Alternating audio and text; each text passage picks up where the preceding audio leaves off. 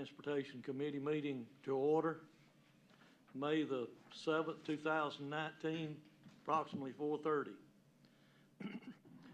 I need to either a motion to approve the minutes or discuss it if there's anything incorrect in it. Motion approved. Second. All in favor? Aye. This is going to be, we're going to be discussing Butler School Road, the roadway and the infrastructure to be transferred to the county.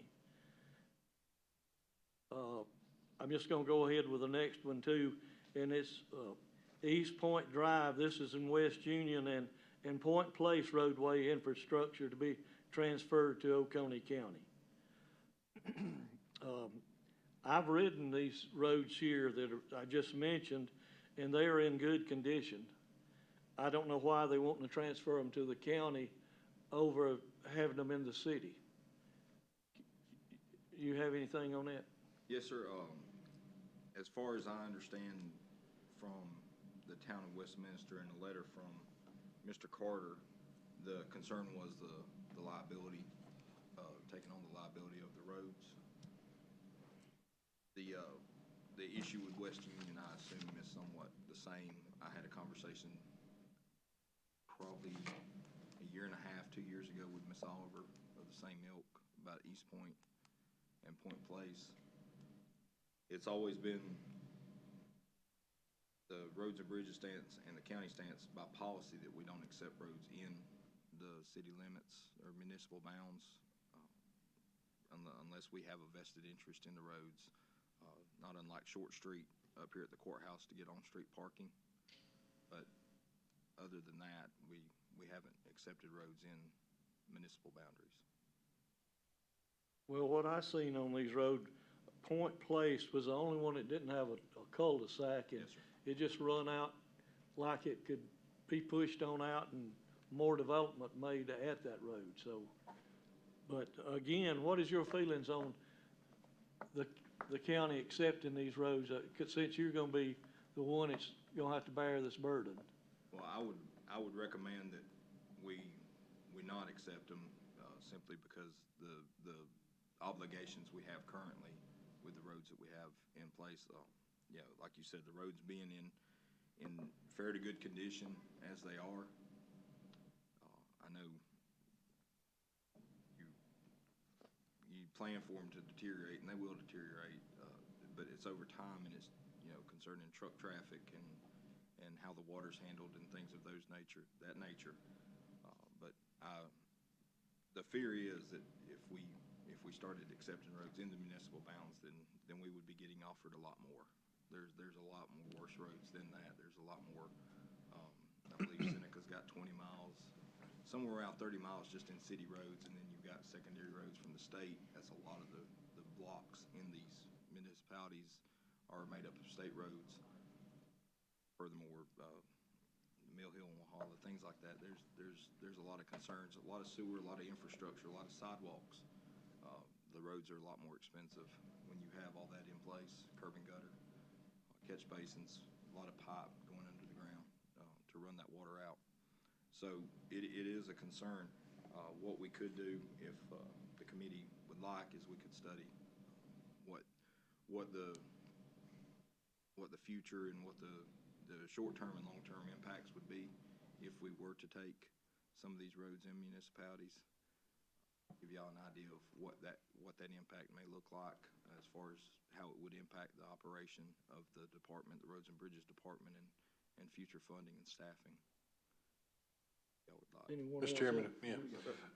I think my biggest thing is we got to focus on what we have, and I think this council's doing a good job on continuing to put some increased funding in our own roadways, and we got our own roads to focus on. And I think the unique thing with some of these is there's been increased housing built on several of these roads, which is inside the city limits, which will increase that tax base as well. So, Mr. Chairman, it'd be my opinion to make sure we focus on our own home. That's my opinion too. Mr. Chair, if I could ask Mr. Reed a question. You mentioned that Westminster was concerned about liability what is specifically, you mean like liability for maintaining the road going forward, or? Liability of maintaining the road going forward, mainly. Not that this is a concern for Westminster, but there's been a couple of issues that I've been called out on, for it, which one is, flooding along Johnson Street from a detention pond that's on the property, and then also, which to their credit, Habitat for Humanity handled quickly, but there was issues with water coming from the backside of the development in Washington, Mack Drive or Mack Road, a private road, gravel road, on the backside of the development, and causing that road and those folks to have a hard time getting in and out. But as far as the liability goes of accepting the road, you wouldn't really be accepting anything from the houses or the drainage that was coming from the houses. It would mainly be the road. The drainage from the road goes to the detention pond, but it does have somewhat of an issue with flooding Johnson Street, houses going down Johnson Street, not flooding the houses, but flooding the properties down Johnson Street because of the detention pond on the property. I mean, for my part, I would be interested just to know what the long-term and short-term impacts would be, just so we're not dismissing it totally out of hand, but just to say, I mean, if it's not gonna be too much work, just to see what it would, what the county responsibility would be going forward for these roads. I mean, certainly appreciate what Habitat for Humanity does in Oconee County, and, you know, I'm sorry to see that these municipalities are not able to accept them or unwilling to accept them, whatever the case may be. But I am curious, I'm not saying we should, I just am curious to know what the impact would be for the county. Yes, sir, because you'd be looking at a policy change at that point, change of policy to accept any roads in sort of inside the municipalities, which is not a problem for us to take a look at and report back to you next Transportation Committee meeting. That suits everybody. Let's move on to the next thing. Update regarding Savannah Drive.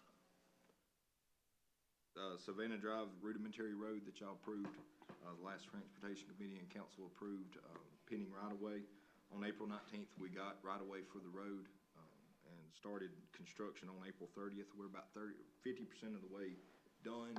The first day we went in there, the potholes and everything were removed, and those folks were able to drive on. It was still mud, dirt, but it was not potholes everywhere that you had to meander, go 2 miles an hour through the road to miss them.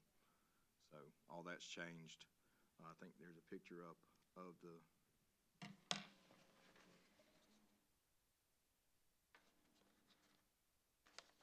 so that's generally the same area. The culvert pipe has been replaced. That's causing the large pond on the right, and all that's been smoothed up. Like I said, that was the first day, but that's where they've got rock and boxed it out to construct the ditches and the shoulders and keep the rock in place. So Just a little improvement. It's amazing how much they do. Guys do a really fantastic job. Get out there and do really good work. So very proud of the work that the guys have done on that road. I went out there Friday and rode through it. The first time I rode through it, took me 15 minutes to get from one end to the other, and I could make it in about 4 minutes because I didn't have to dodge potholes. And you say you think it'd be done sometime next week? Yes, sir. That's the hope. Okay. Weather permitting, will be done next week with the road.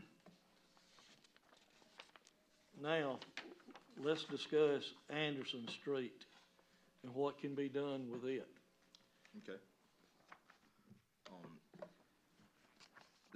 The town of West Union had requested our assistance with possibly getting Anderson Street repaired and paved and possibly widened through C funds. Council generously approved us to be able to help them with our time and expertise on that project. Where we are is we've got the property research completed. We've been in some conversations with property owners along the road, but hoping to get preliminary conversations done next week. And then we will begin finalizing right-of-way agreement, if everybody agrees, finalizing right-of-way agreements and working on estimates and getting a packet together to go to the CTC, Transportation Committee, C-Fund Committee.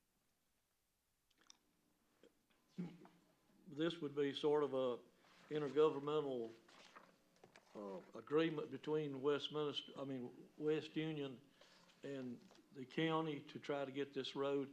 Out of the roads I've seen, that's the worst one that we've had for a while. If you would, if you would like for us to go in and try to repair some of the potholes before we, because it's it'll be a lengthy process, probably at least 2-3 more months for us to get CTC approval and then bid it out and all those things that go along with it. So you're not talking about a short process for us to get Anderson Street repaired and constructed. So if you were wanting us to look at getting the potholes repaired, then that would be the intergovernmental agreement prior to that. I'd make a motion to at least get the potholes, because several of them are a couple feet deep. They're severe. Second? All in favor? Aye. Well, I'd say go fix those potholes, because I had to stop and wait for the traffic to get by the other day when I was out there. Yes, sir. And that's, Will we take ownership? I know that road is abandoned by, it is a town road. It is a city road. Okay. So it will, once we help get them through the process, then it will be maintained by them. okay. We'll have that in the agreement, correct? It's already theirs. Gotcha. Yes, sir. Thank you, Mr. Chair. Any other business? Motion to adjourn. Second? All in favor? Aye. Aye.